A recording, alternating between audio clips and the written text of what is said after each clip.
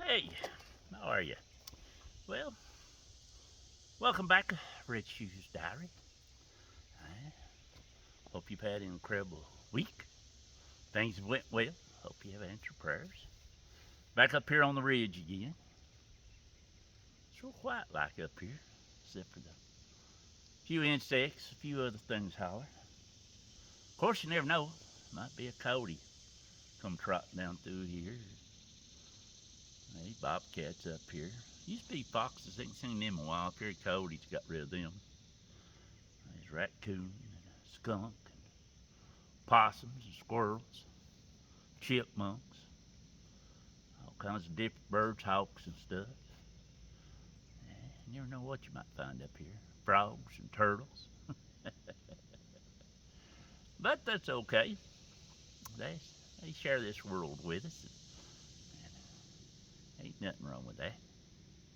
I figure if I don't tease or rile them, they won't decide to tease or rile me, hopefully. Anyway, I hope you've had a lot of answered prayers this week. Hope you felt good. Hope you wandered around, lollygag, got to go to church, whatever you want to do. Been a good week. Definitely answered prayers on my part. Friends and family healing up, getting took care of. Thankful for that. Sitting here and yesterday evening went by. I heard some friends been sick, so I thought, well, I'll stop in and see them. I sit and talk to them for a long time. You know, I've known them since freshman high school years, or whatever. That's been a day or two ago. Been friends with them. Don't live too far away, but you know, life gets in the way as it is for all of us. You know, we get busy running around, and especially as you get later on in years, you've sort of got your own little rituals, places you go, things you do, people you hang out with and see, pretty regular like, and then you'll have memories of people from times gone by, and you get to think about them, wondering how they're doing, or something hit you, you know, or maybe you hear their sickness or whatever. And some of us was talking not long ago about looking in obituaries, different things, and how a lot of that's changing, and what they write and stuff, what they're proud of, their accomplishments or whatever, or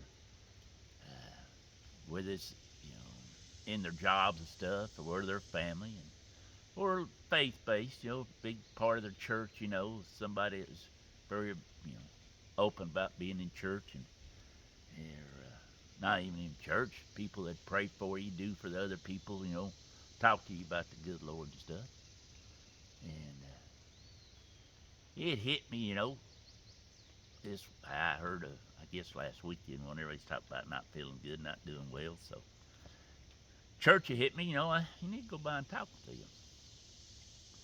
And like I said, it, you know, been quite a while since seen the husband run into the wife uptown not too long ago.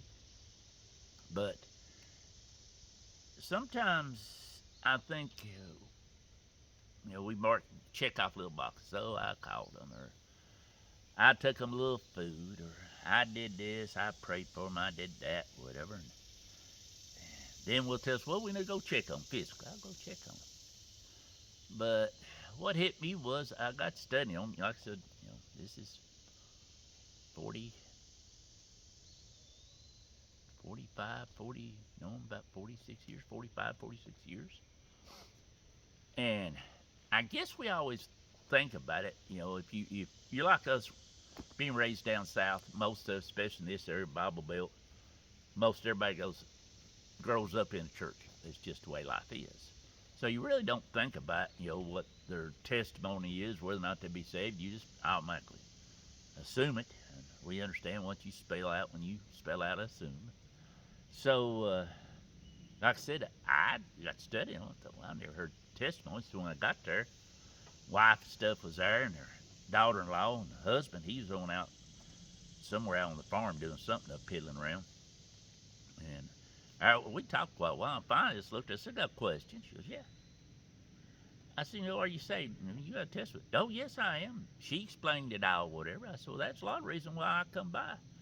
I said, it hit me to come check on you, but then later, her husband come in, and we was talking. I asked him the same thing. Of course, I gave my testimony, being saved at Mama's bedside when I was 12. But they gave testimony and stuff. Like him, his parents' stuff. They used to sing a lot in church, and he grew up with them in church, going to church all the time with them, where he got saved and stuff. And he said, when I was younger, I went all the time.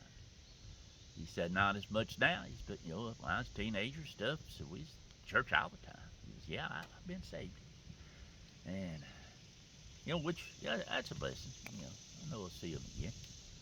Sometimes I wonder, we get so busy checking off the list of, the physical needs of people that might need help that we forget to think about their spiritual needs. That, maybe we need to say, hey, no question, especially, as you get older in life.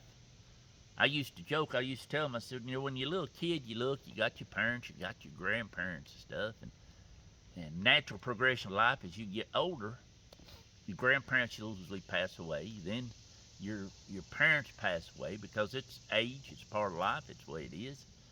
That's a natural progression. Sometimes it gets out of sync, out of kilter, and sometimes kids don't outlive the parents. I mean, that's just sometimes a sad part of life. But by the time you get older like we are, I've children and grandchildren, and you sort of look around, and you're like, hey, and like I tell my buddies, hey, we're up to bat, guys. This simple as life kids, we're up to bat. We're stepping out, I guess, when that time comes, you're going to hit a home run and go home, or you're going to strike out and go down. But that's up to you. You have to make that decision. But sometimes maybe instead of just checking off the boxes, just, making a phone call or taking them a little food or extra prayers, maybe you need to talk to them about check off the box of, if you're worried about them physically and emotionally, why not get a little more thinking about their spiritually? Check off that, make sure their spirit's in a good spot, that, that they've made their amends or made their, not amends, but I guess one way when you ask forgiveness, you are trying to do better and be better, but, that they've got their lives straightened out, that they're, as old folks say, they're right with the good Lord. I'll see them again. I'm right with the good Lord. And, and if they ain't, maybe that's part of what your job is, to check off it. Well, they don't know if they're saved or not. Maybe you talk to them a little more, share your own testimony, your own story. Maybe you can help them out in that. And truth of the matter is, that right there is bigger, probably the greatest job you could ever do, greatest help you can give somebody. They have relief knowing that wherever they're going, that they're going to be safe, they're going to be okay at that time when their time passes. And you got that in your own heart, knowing, because lots of times people talk about it, but they'll go, well, I never heard their testimony. I assumed they was saved. I don't know. I just took it.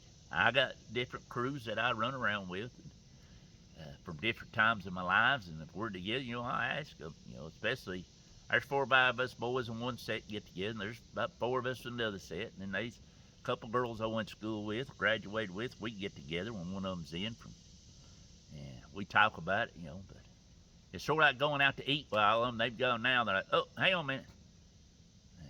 Look at me, okay, say grace. We'll stop, about everybody that goes out to eat with me now has come to learn that, I'm going to pray before I eat. No matter what restaurant we're at or where we at, side of the road, it don't matter. I'm going to say a prayer for the blessing over the food. I mean, that's how we grew up. Turn thanks, as Daddy would call it. But anyway, just a little thought.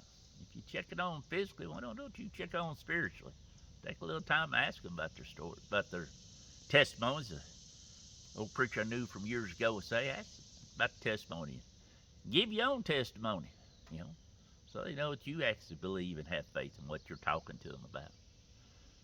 Well, that's my story for this week, folks. I hope wherever you're at, whatever's going on, you're having fun, you're laughing. Get out, enjoy some of this. It's beautiful here in these woods right here right now. We got good rain about midnight last night, so a little cool here, but go back out here in this old sunshine out here. It's a little on the warm side. You got any poison in you, as old man used to say, let's sweat that poison out of you, son. Sweat that poison out of you. But don't forget, drink clean water. Try to find your shade when it gets a little too hot. And don't forget, check on your friends, family, loved ones. Not just physically, but spiritually. Anyway, hope to get a little Texas like to you. Not too soon, folks. As always, I'll see.